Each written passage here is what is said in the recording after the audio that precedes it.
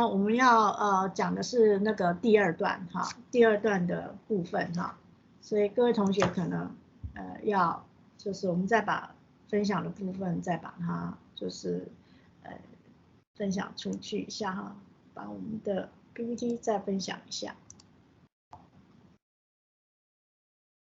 好，那我们的 PPT 里面呢，我们要讲的现在是要讲到第二个阶段的部分哈。第二个阶段的是说，哎，你要提出那个解决问题的设计概念啊。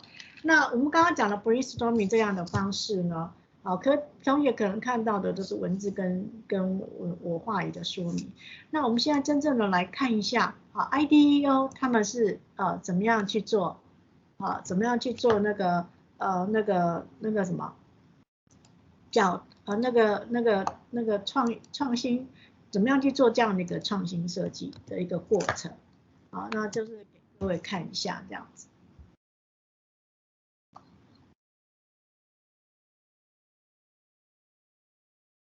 等一下，这个好像影片没看到哈，那我再把影片一下哈，我再把它分享一下。我刚刚分享的不是影片哈，分享，刚才弄的是影片，这里 IDEO， 好，各位有看到我的影片吧？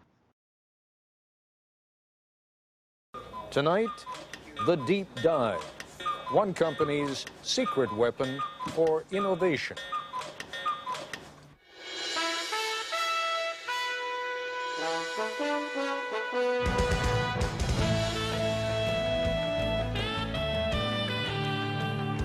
We went to IDEO, the product design folk, and said, take something old and familiar, like, say, the shopping cart, and completely redesign it for us in just 5 days. ABC News correspondent Jack Smith tells us what happened next. 9 in the morning, day one, and these people have a deadline to meet. So welcome to the kickoff of the shopping cart project. This is Palo Alto, California, in the heart of Silicon Valley, and these are designers at IDEO, probably the most influential product development firm in the world. IDEO has designed everything from high-tech medical equipment to the 25-foot mechanical whale in the movie Free Willy and the first computer mouse for Apple. Smith ski goggles, Nike sunglasses, NEC computer screens. Hundreds of products we take for granted. The point is that we're not actually experts at any given area. You know, we're kind of experts on the process of how you design stuff. So we don't care if you give us a toothbrush, a toothpaste tube, a tractor, a space shuttle, you know, a chair. It's all the same to us. We want to figure out how to innovate by using our process, applying it. Project leader is Peter Skillman, a 35-year-old Stanford engineer. Project leader because he's good with groups, not because of seniority. He's only been at IDEO for 6 years. The rest of the team is eclectic, but that's typical here. Whitney Mortimer, Harvard MBA. Peter Coughlin, linguist. Tom Kelly, Dave's brother, marketing expert. Jane Fulton-Suri, psychologist. Alex Kazaks, 26, a biology major, who's turned down medical school 3 times because he's having too much fun at IDEO. Safety emerges early as an important issue. 22,000 child injuries a year, which is, and so they're hospitalized injuries. I mean, there are many others.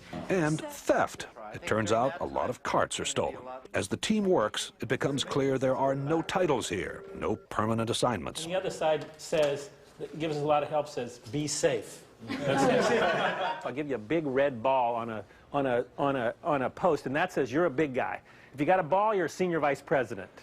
You know, what do I care? The desk, the red ball, it's all the same. In a very innovative culture, you can't have a kind of hierarchy of here's the boss and the next person down, the next person down, the next person down, because it's impossible that the boss is the one who's had the insightful experience with shopping carts. It's just not possible. The team splits into groups to find out firsthand what the people who use, make, and repair shopping carts really think. Okay, go. The problem with the plastic cart is the wind catches it. Yeah. And these things have been clocked at 35 across the parking lot. Man, That's actually a pretty good point. The trick is to find these real experts, and so that you can learn much more quickly than you could by just kind of doing it the normal way and trying to learn about it yourself. From everything I read, these things aren't that safe either, you know? So probably the seat itself is going to have to be redesigned. One of the interesting things for me is looking at how people really don't like to let go of the cart, except for the professional shopper, whose strategy is to leave the cart at various places. 3:30 in the afternoon, and the group is back at IDEO. There is no let-up. each team is going to demonstrate and communicate and share everything that they've learned today. A shopping cart has been clocked at 35 miles an hour traveling through a parking lot in the wind. We were in the store, what, 2 hours, and it was truly frightening just to see the kind of stuff going on. You ought to designate some people to make damn sure that the store owner's point of view is represented. After 9 straight hours, the team is tired. They call it a day. So, Everybody cool? well, that's great. Thanks a lot. We had a great time today. IDEO's mantra for innovation is written everywhere. One conversation at a time. Stay focused. Encourage wild ideas. Defer judgment. Build on the ideas of others. That's the hardest thing for people to do, is to restrain themselves from criticizing an idea. So if anybody starts to nail an idea, they get the bell, you know. The ideas pour out and are posted on the walls. Oh, the blind, the privacy blind. Like when you're buying 6 cases of condoms, no one sees. If it doesn't nest, we don't have a solution. Organized chaos. It's not organized. What it is it's focused chaos. Vote with your Post-it, not with an idea that's cool, but with an idea that's cool and buildable. If it's too far out there and it can't be built in a day, then I don't think we should vote on it. Enlightened trial and error succeeds over the planning of lone genius. Enlightened trial and error succeeds over the planning of the lone genius. If anything sums up IDEO's approach, that is it. Worried that the team is drifting, what can only be called a group of self-appointed adults under Dave Kelly holds an informal side session. 4 or 5 teams. 4 or 5 teams, and we give each team a need area. It becomes very autocratic for a very short period of time in defining what things people are going to work on. If you don't work under time constraints, you could never get anything done, because it's a messy process and go on forever. Back at the shop, it is 6 o'clock, and the 4 mock-ups are ready for showing. Baskets also can be, if you think you will have more volume, baskets can be put in. A modular shopping cart you pile hand baskets onto. A high-tech cart that gets you through the traffic jam at checkout. That you could mount a scanner on the shopping cart so that you, as the customer, as you pull it off the shelf, would scan each item. One that's built around child safety, and another that lets shoppers talk to the supermarket staff remotely. Yeah, where can I find a yogurt? But the adults, again, decide more work needs to be done before the mock-ups can be combined into one last prototype. Why don't we have all the carts come up here for a second? I think you take a piece of each one of these ideas and kind of back it off a little bit and then put it in the design. The design is still not there. But there's another motto at IDEO: fail often in order to succeed sooner. And some of the team will be up half the night trying to put together a design that finally does work. There it is! There it is! So we took the best elements out of each prototype. The cart, which is designed to cost about the same as today's carts, is different in every other way. What do you think? Well, I'm very proud of the team. I think it's great. Does this work for you? Works for me great. It's also beautiful. The cart's wheels turn 90 degrees so it can move sideways. No more lifting up the rear in a tight spot. And you shop in a totally different way. The bags are hung on hooks on the cart's frame. Remember, there is no basket here. At first, I was a little shocked, but I think you have some fantastic ideas here. It needs a little refining, but I think that it's great. I mean, we would want them. She also gave us some really good comments about how we can make this thing better. A lot of hours. Also, an open mind, a boss who demands fresh ideas be quirky and clash with his, a belief that chaos can be constructive, and teamwork, a great deal of teamwork. And these are the recipe for how innovation takes place. This is Jack Smith for Nightline in Palo Alto, California. 然后这个那个推车后来得到一个银奖哈，就是他们有去那个报名到什么设计的那个，然后得了一个银奖这样子。好，然后我这边呢再给各位看一个影片哈，它是那个2017年的那个 IDEO 的故事。我想先让各位先了解什么是 IDEO 哈，我们先看一下IDEO 公司的一个稍微简单的一个介绍哈。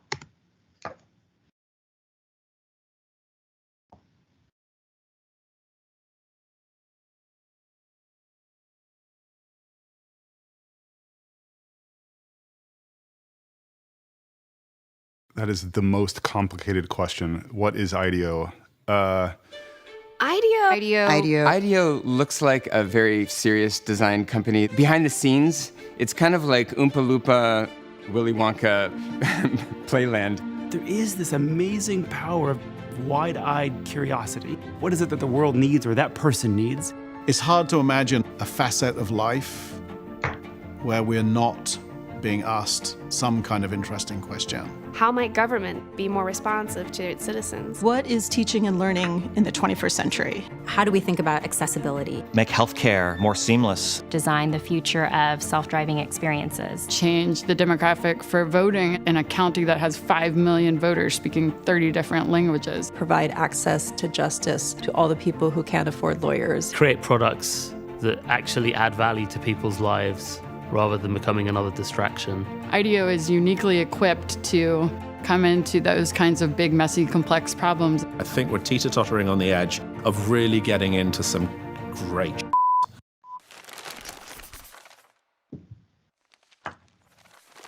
David, interview, take 2. There's a lot of Davids in this company, just so you know. After I met Bill, we decided to merge our firms and make IDEO. That was a long time ago. So before we merged, the designers would come up with some beautiful stuff, and the engineers would want to compromise all the interesting bits away to make it more manufacturable. Turns out it was actually a big idea for us to come up with something that was well-designed and well-engineered, and then present that to the client, see their eyes sparkle. That's when we knew we really had something of consequence. At IDEO, there was a different approach. It was designers and engineers working together. We would go in to see the CEO, and he or she would say, you know, you say you want to design our new chair, let's say. Tell us about other chairs you've designed, right? And I didn't have the heart to tell them that not only hadn't we designed any chairs, we hadn't designed anything, but we have this process that'll probably result in a different kind of chair than if you hired a chair designer to do it. That was the pitch.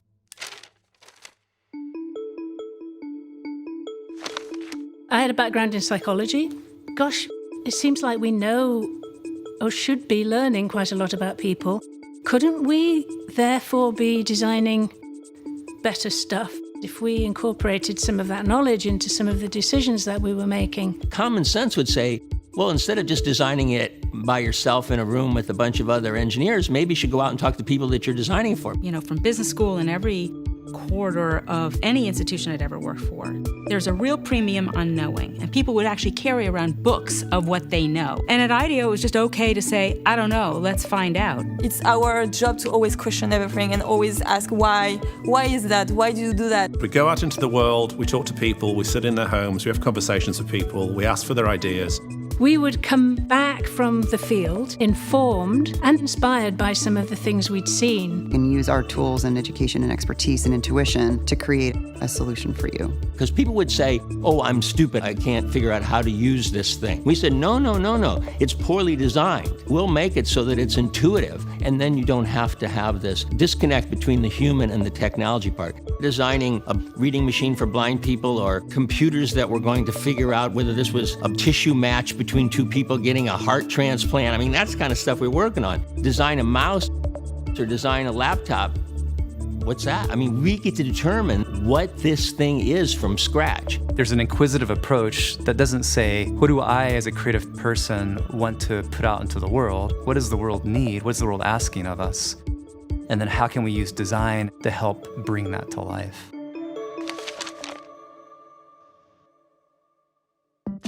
the culture of how you go about innovation and design is as important as the process. Design, for me, has never been an individual sport. It's always been a team sport. How could I possibly have all the good ideas? What we found is that when we brought these people in from different disciplines, they just had ideas that resonated. People coming together with different areas of expertise. Fluidly working together and provoking each other to do a little bit better. Constantly entertaining ourselves by adding new disciplines to the mix and activating them as designers. Musicians jam together. You walk into a project space, it's the same kind of energy. The Nightline shopping cart video in 1999 still amazes me. The number of people that come up to me and say, "Oh, I saw it in my class." You saw it in your business school class in 1999? No, last week. Take something old and familiar, like, say, the shopping cart, and completely redesign it for us in just 5 days. Humble object, really, a shopping cart that everybody could relate to. It was long enough to show how we actually behaved together and how individuals contributed and how the group worked. Oh, that's what happens. Everything gets designed and there are people who do that, and that looks exciting. It seemed to be an example of how you could be more effective as innovators. So I think that was actually the most important thing. There was nothing in that show that said, you need design. People filled in that space. We got a call from the director of the emergency room at DePaul who said, if you can do that for the shopping cart, you can do that for my emergency room. And so we did. This was a surprise to us in terms of how far it could go, and it really unlocked the diversification that we saw with the rise of design. Once we'd stepped over that line and we were comfortable with that, we just kept going.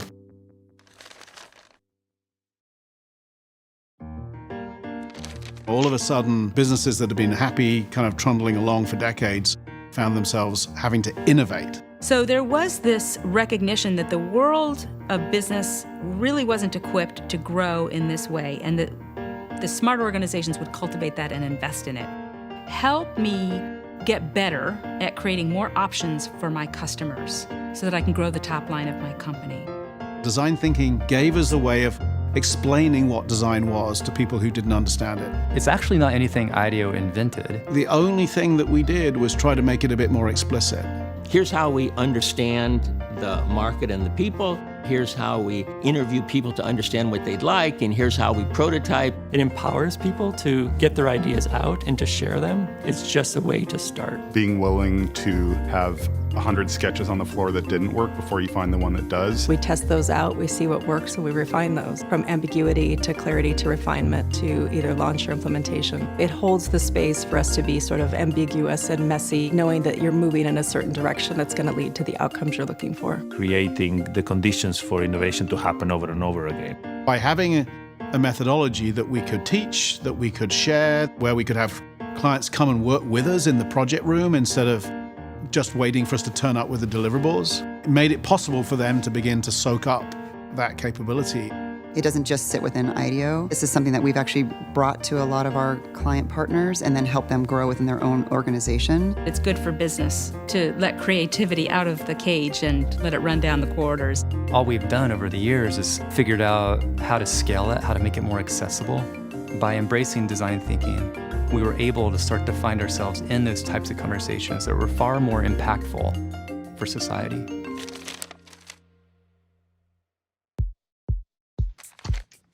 The world is at a difficult place right now. If you look at communication, politics, society, the environment, there's a fundamental or an inherent lack of creativity in trying to answer these questions. In a moment where there's so much disruption and upheaval, being able to sit in that space and guide others through the ambiguity is incredibly valuable. Not trying to know the answer at the start of the process is something that is very fundamental to design. We bring our creative lens, imagining how we can make that world better. I'm careful about words like solution or the answer because these are people-based systems. The important part about tackling big questions like that is trying to understand the context in which they sit. It's not just about going to someone's house and spending an hour anymore. The best way to do that is to start with co-design. Instead of going to those people to learn from them, actually bring them in to the process. not just clients and organizations we're designing for, but the people that it's going to affect in communities, governments, organizations and partners that can help us implement.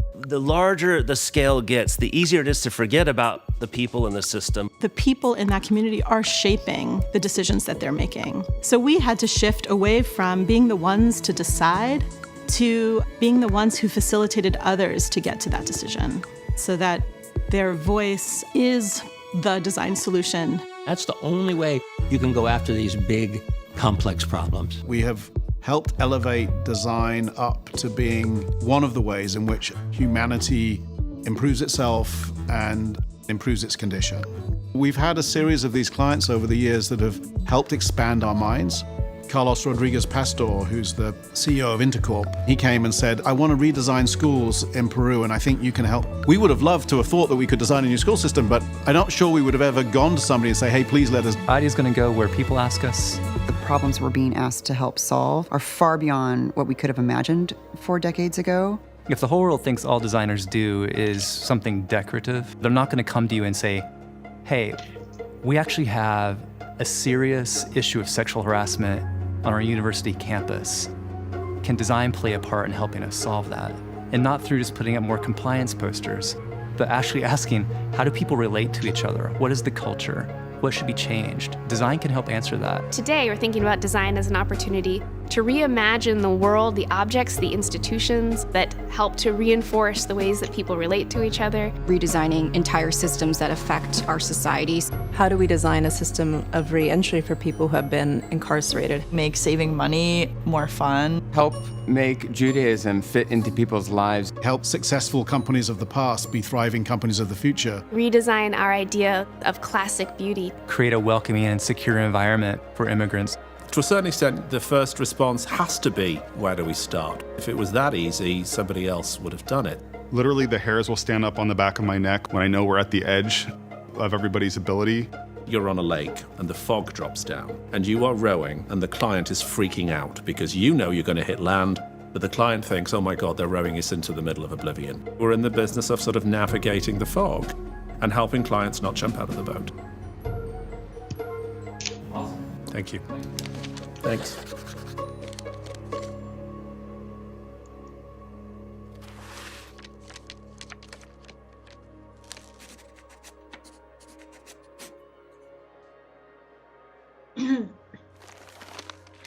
好，各位同学，你看到这个影片的时候，这个是 IDEO 在讲他们自己的公司的故事的一个，我们讲说创意日志也好，他们在说他们自己的故事。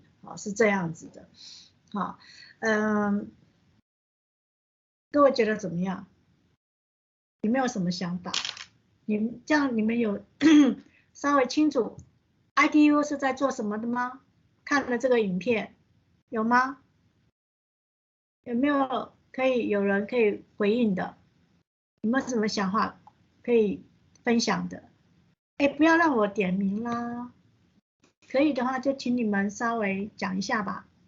有没有人可以分享一下？你觉得看了以后，你有没有就说，哎，你大概知道什么是 IDEO？ 有吗？有没有人 ？Hello， 哎，你们在吗？你们在吗？哎，看一下那个，你们在吗？有没有人在？哎，都没有声音哎，发生什么事啊？有啊有啊。好，好，那个阿志，你们这组稍微分享一下，你看了以后，你们觉得你了解什么是 IDEO 吗？这家公司的故事是怎么样？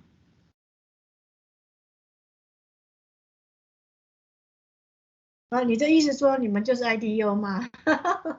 不是哦，我们没他们那么专业。哎，那你觉得你看了这个影片以后，你了解到 IDEO 了吗？你觉得 IDEO 是什么样的公司啊？应该是设计公司，然后它是一个比较开放式的，能接纳大家的意见，然后去设计一个东西，然后不会去做一些批评，然后尽量去激发大家的一些想法的设计公司。那我们这边安拉会下去吗？你这边安拉会下去吗？分享一下哈。就我看了以后的结果是，ITO 的这家公司，它不但是用它的创新设计流程去帮客户，然后它不是只有提供设计这样的服务，它把设计的服务扩散到设计一个社会的一个那个医疗系统，它有把这个服务设计的服务又扩展到很多不同的领域，比如说社会经济啊各方面哈。那换句话说 ，ITO 它不只是在做设计产品而已，它甚至在设计一些那个系统比如说服务系统也好或者各方面的一些的一些那个怎么讲社会服务也好。那我早上才跟一个那个同学他们分享，就是他们他们有分享说在肯亚非洲或者是印度的，他们有一些设计师到那边去做一些设计的一些东西然后有一些非常好的一些案例出来那我觉得我可以去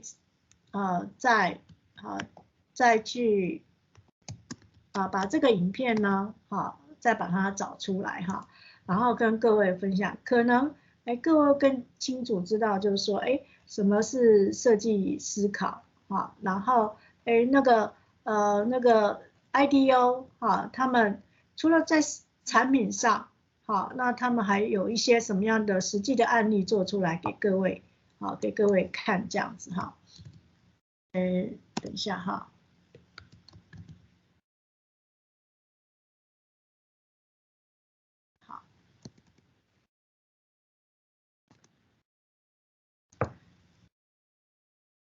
好，这样子的一个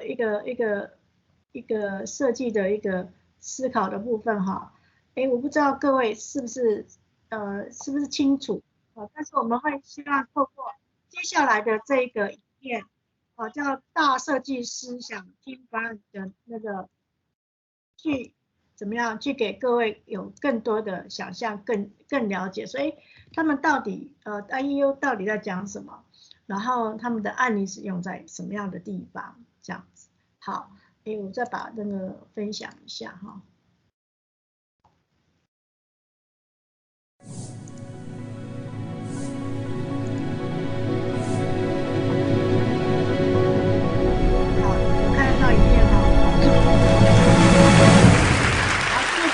I'd like to talk a little bit this morning about what happens if we move from design to design thinking. Now this rather old photo up there is actually the first project I was ever hired to do, something like 25 years ago. It's a woodworking machine, or at least a piece of one, and my task was to make this thing a little bit more modern, a little bit easier to use. I thought at the time I did a pretty good job. Unfortunately, not very long afterwards, the company went out of business. This is the second project that I did. It's a fax machine. I put an attractive shell around some new technology. Again, 18 months later, the product was obsolete, and now, of course, the whole technology is obsolete. Now, I'm a fairly slow learner, but eventually it occurred to me that maybe what passed for design wasn't all that important. Making things more attractive, making them a bit easier to use, making them more marketable. By focusing on a design, maybe just a single product, I was being incremental and not having much of an impact. But I think this small view of design is a relatively recent phenomena, and in fact really emerged in the latter half of the 20th century as design became a tool of consumerism. So when we talk about design today, and particularly when we read about it in the popular press, we're often talking about products like these. Amusing, yes. Desirable, maybe. Important, not so very. But this wasn't always the way. And I'd like to suggest that if we take a different view of design and focus less on the object and more on design thinking as an approach, that we actually might see the result in a bigger impact. Now this gentleman, Isambard Kingdom Brunel, designed many great things in his career in the 19th century.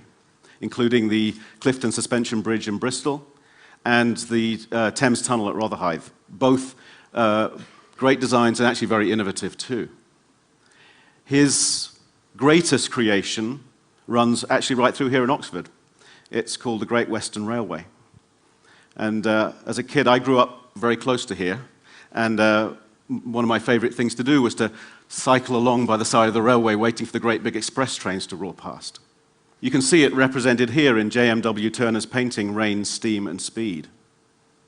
Now, what Brunel said that he wanted to achieve for his passengers was the experience of floating across the countryside. Now, this was back in the 19th century.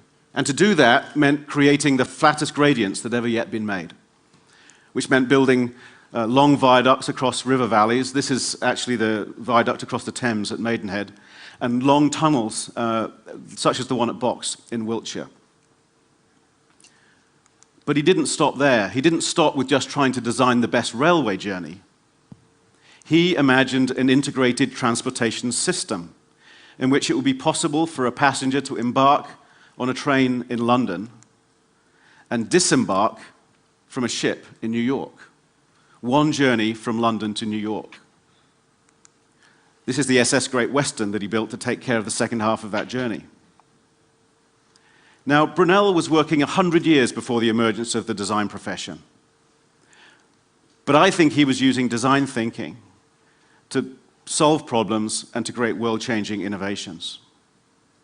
Now, design thinking begins with what Roger Martin, the business school professor at the University of Toronto, calls integrative thinking.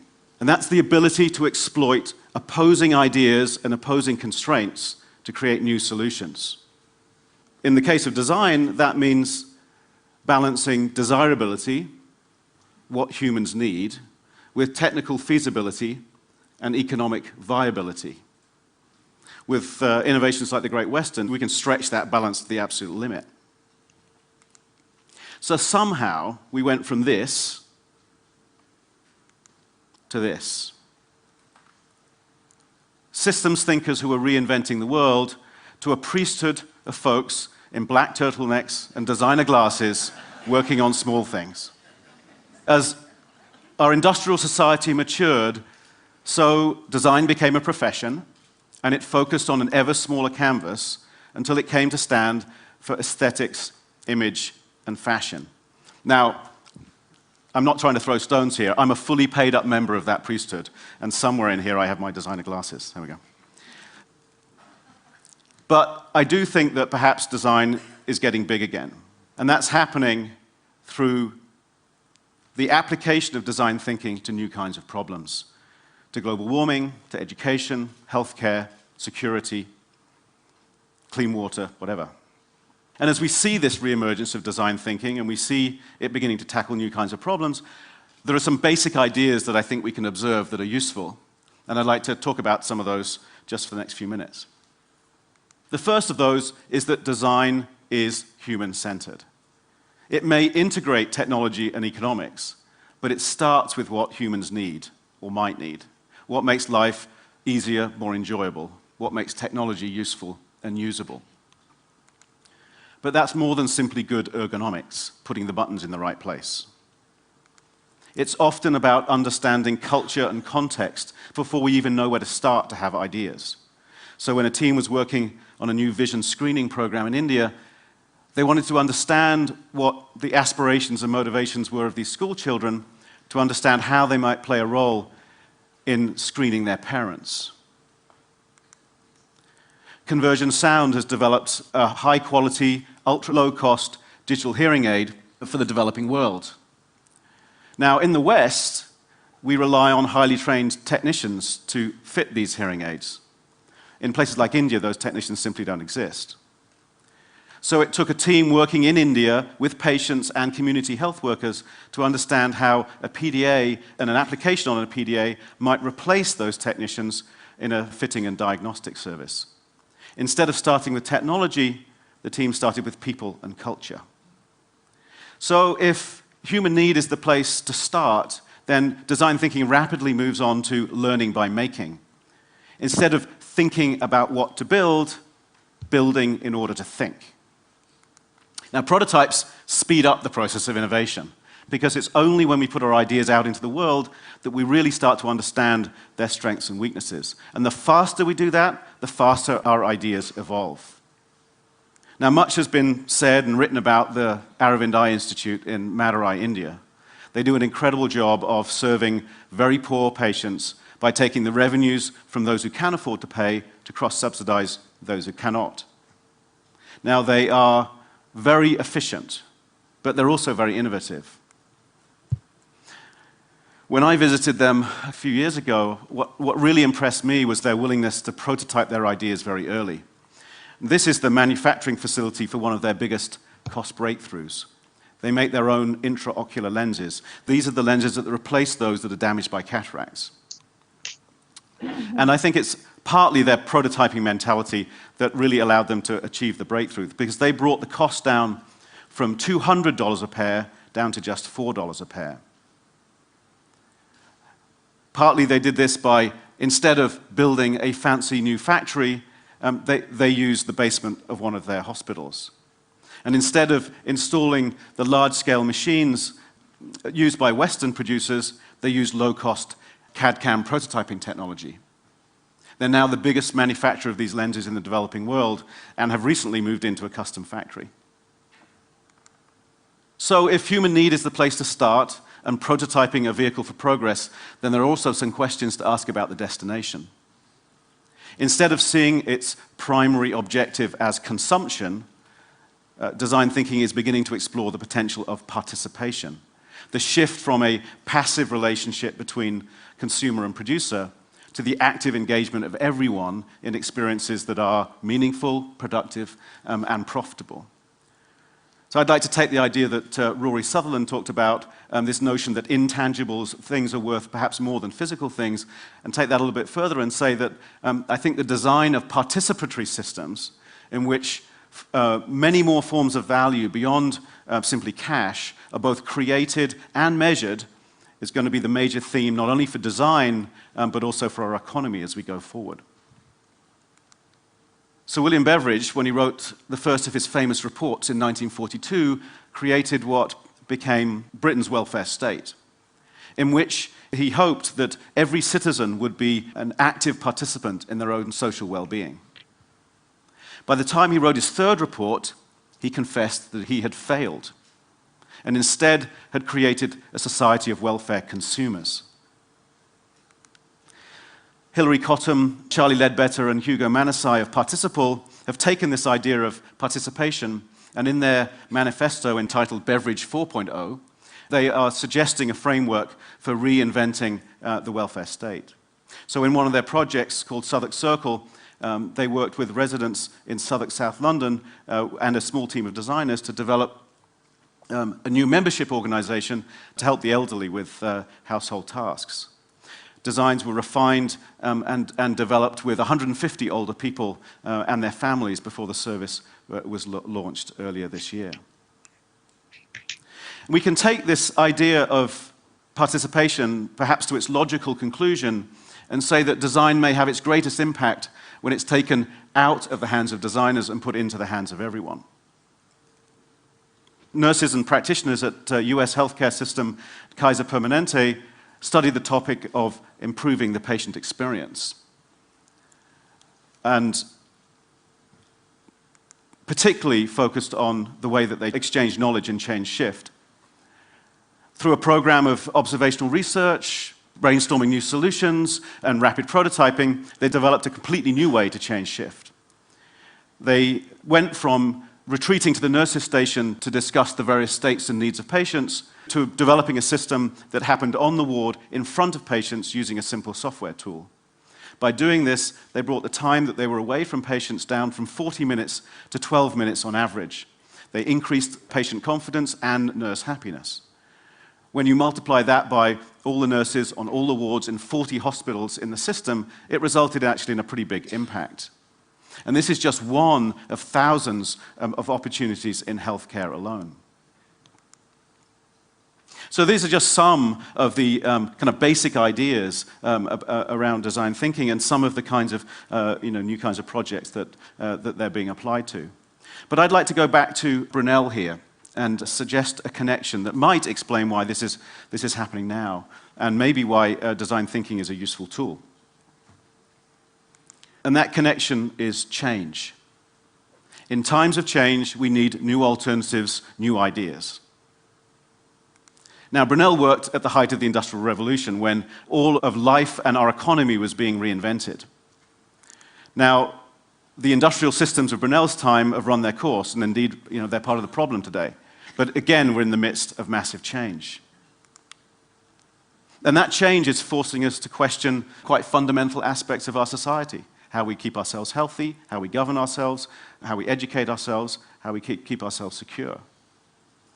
And in these times of change, we need these new choices because our existing solutions are simply becoming obsolete. So why design thinking? Because it gives us a new way of tackling problems. Instead of defaulting to our normal convergent approach, where we make the best choice out of available alternatives, it encourages us to take a divergent approach, to explore new alternatives, new solutions, new ideas that have not existed before. But before we go through that process of divergence, there's actually quite an important first step. And that's, what is the question that we're trying to answer? What's the design brief? Now, Brunel may have asked a question like this: how do I take a train from London to New York? But what are the kinds of questions that we might ask today? So these are some that we've been asked to think about recently. And one in particular is one that we're working on with the Acumen Fund in a project that's been funded by the Bill and Melinda Gates Foundation. How might we improve access to safe drinking water for the world's poorest people, and at the same time stimulate innovation amongst local water providers? So instead of having a bunch of American designers come up with new ideas that may or may not have been appropriate, we took a sort of a more open, collaborative and participative approach. We teamed designers and investment experts up with 11 water organizations across India. And through workshops, they developed innovative new products, services, and business models. We hosted a competition and then funded 5 of those organizations to develop their ideas.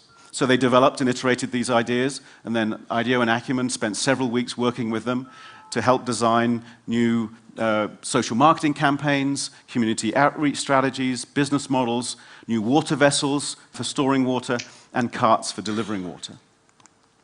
Some of those ideas are just getting launched into the market, and the same process is just getting underway with NGOs in East Africa. So for me, this project shows kind of how far we can go from some of those sort of small things that I was working on at the beginning of my career. That by focusing on the needs of humans, by using prototypes to move ideas along quickly, by getting the process out of the hands of designers, and getting the active participation of the community, we can tackle bigger and more interesting questions. And just like Brunel, by focusing on systems, we can have a bigger impact. So that's one thing that we've been working on. I'd actually be quite interested, and perhaps more interested, to know what this community thinks we could work on. What kinds of questions do we think design thinking could be used to tackle? And if you've got any ideas, then feel free. You can post them to Twitter. There's a hashtag there that you can use, CBDQ. And the list looked something like this a little while ago. And of course, you can search to find the questions that you're interested in by using the same hash code. So, I'd like to believe that design thinking actually can make a difference, that it can help create new ideas and new innovations beyond the latest high street products. To do that, I think we have to take a more expansive view of design, more like Brunel, less a domain of a professional priesthood. And the first step is to start asking the right questions. Thank you very much.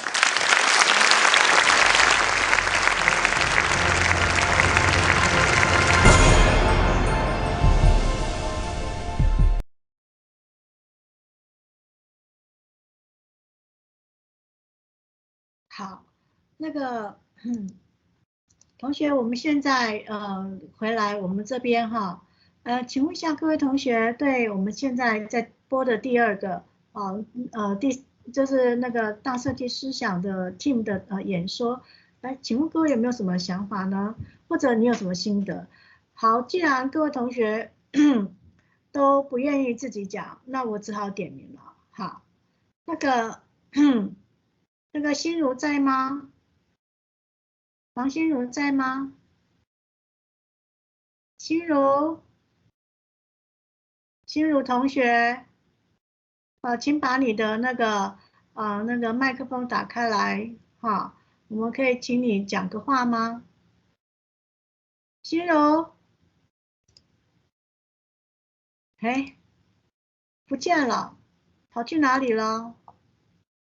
好，同学有没有人愿意就是回答一下我们刚刚的问题呢？好。那个大思想里面，它主要的强调了几个重点哈，比如说它有讲的那个整体思考的部分，其实 design thinking 就是一个整体思考哈。然后那个有一些那个 Brand 他在用这个蒸汽火车的那个设计里面他就用这样子的一个思考，他举它为例。然后接着呢，他又讲说 IDEO 是在帮那个印度或者是在帮助非洲在做一些设计的时候他都是用当地的一些什么样的材料去做设计的，然后这一点是非常重要。所以他把200块的美金的东西 reduce 到只有4块钱。那你要知道，印度跟非洲他们都是怎么低开发国家，他们的收入跟生活本来就是环境不如我们开发中国家，那所以这个部分就对他们非常的重要，不要用消费者的那个设计去用在他们身上，而是用他现在讲的设计思考以human center 以人为中心的设计思考去为他们做适合当地的人的设计去做的设计所以他们才能够把这样子的那个高昂的一些设备跟一些器具减少到只剩下4块钱，就是以当地的材料用当地的人用当地的思维去做好做适合他们的设计。好，我们今天可能看了一些影片，大家同学可能会有一些消化不良的地方。好，我们再休息10分钟，让各位同学好好的休息，再思考一下。好，那我们待会就是休息10分钟后，我们再回来，好不好？可以吗？好，那我们就我们休息10分钟。好，讲到休息就有人回应了哈。好，休息10分钟。好，同学，我们要继续上课哈。好，我们还有很多东西要跟各位分享，然后其实有些东西是其实就是让各位更了解怎么样去运用这样子的一个创意的流程哈。好，我们看过了 IDEO 之后，其实我们把 IDEO 的一个流程里面呢，我们再加以去做整理哈。这是 IDEO 的创新流程。它第一个它是用那个同理，用同理心，就是你要创造有一些有意义的创新，你需要去了解你的用户跟关心他们的生活，好，然后你要站在客户的立场里面去为客户去着想，好，就是亲身经历或者是体验了解他们的一个状况。第二个 define 呢，有人说它翻译成厘清，厘清一些问题，然后最后去定义它，然后就是提出正确的问题。刚刚那个 Tim 他也讲了，你要提出正确的问题，才会去做一个正确的一个解决的方式，好，那第三个呢，就是ideate 就是发想。或者是这个发想的过程里面是有创意的就是不是只有提出正确的想法而已，而是它能够产生最广泛的一个可能性。好，这个是就创意发想的部分那 prototype 呢第5个阶段是 prototype。当你有一个 focus 焦点的时候你有一些把它就是除了想象之后，你把它建立起来，好，建立起来，好，把这些思考跟建立，好，然后测试，好，就把它测试这个原型是不是可以用的，它还有什么需要改进的，好，利用 prototype 里面去做一个建立一个立体的一个看法。接着呢，就是测试这个 prototype。其实这个 prototype 或者是测试你的学习，还有关于你要让这个使用者解决方案的这个机会，要测试看看什么是可行的，什么是不可行的。好，那这个是那个 IDEO 它的一个创新流程哈，它讲的一个过程哈，它的流程里面它进行的方式是这样。好，第二个呢，我跟各位介绍的是英国的那个设计学会里面，他介绍的一个那个 Double Diamond 的那个流程哈。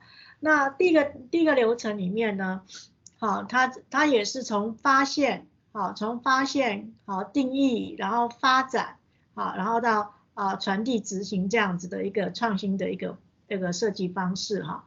你会看到的是第一个那个流程，第一个那个菱形，第一个菱形它其实就是这定义问题的一个阶段，它在制作原型，主要的是你要先了解问题，你找出正确的问题之后，就是痛点，你找出正确的地方的时候，后面这个菱形呢，就是解决问题的一个菱形，就代表你找到了解决方案的一个原型，你找出了正确的一个答案，就是 solution 就是解答。